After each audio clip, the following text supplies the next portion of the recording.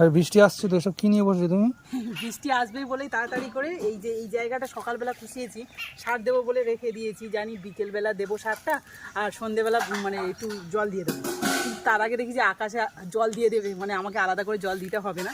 তো এখানে দেখো 5 রকম সার আছে, কম্পোস্ট সার, হাড় গুঁড়ো, তারপরে ফসফেট কী যেন সুফলা, ডিএপি, এইসব সব রকম নিয়ে মানে কোনটা কি আমি বলতে পারবো না, এটা হাড় গুঁড়া তাই বলতে পারবো, আর এইটা মনে হচ্ছে কি সুফলা মনে হচ্ছে, এরকম আছে, আমি আর চিনি না, তোমরা যদি জানো অবশ্যই কমেন্টে জানিও। তো এই সমস্ত সার এক মুঠো করে নিয়ে এর চারদিকটা দিয়ে দেবো। এটা হচ্ছে পাতিলেবু গাছ, আর এই গাছটা অনেক দিন, 1 বছর কি 1.5 বছর বেশি হয়ে গেছে, 2 বছর হয়ে গেছে। হ্যাঁ, ওই আমার লেবু আছে। আরে বছরে একটা করেই হয়, ওপারে একটা আছে, বছরে একটা করেই থাকে, আর বাকি ফুল ফল সব পড়ে ঝরে যাচ্ছে।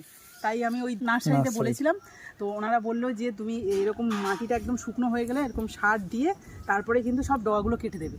তো কিছুদিন আগে ফুল ভর্তি হয়ে গেছিলো, সেই ফুলে এই যে ছোট ছোট দেখো এখানে এক জায়গায় আছে, এই যে লেবু ধরেছে, কিন্তু এই লেবুগুলো থাকবে না শেষ অবধি। এই দেখো একটা এই দেখো 5টা রয়েছে, তো এগুলো থাকবে না, এই সারটা না দিলে নাকি থাকবে না। তো দেখা যাক, এটা দিয়ে কি কাটিং করে দেবে তারপর নাকি? হ্যাঁ, পরে কাটিং করে দেবো, আজকে আর কাটিং করবো না, পরে কাটিং করবো। তো আমি একটা জায়গায় মেশাই, তো চারদিকটা দিতে হবে, তো এই যে এক মুঠো করে সব নিচ্ছি। এটা কি বলে তুই, এটা হচ্ছে ঘুঁটে মনে হয়, গোবর সার। হ্যাঁ, না নিলেও হতো, কী করে জানবো, যা দিয়েছে এগুলোই দিই এখন। ওটা 2 মুঠো দিলাম, আর একটু করে দিই, বেশি দিলে আবার ক্ষতি। সবগুলো মিশিয়ে নিলাম। এই যে এটা যদিও রাসায়নিক সার নয় তো অসুবিধা হবে না খুব একটা, রাসায়নিক সার বেশি হলে চাপ হয়ে যায়। তো মোটামুটি আমি সব 1 মুঠো করেই নিলাম, এই দুটো একটুখানি বেশি দিয়েছি। তো এটা কিন্তু প্লাস্টিক কি জানি না,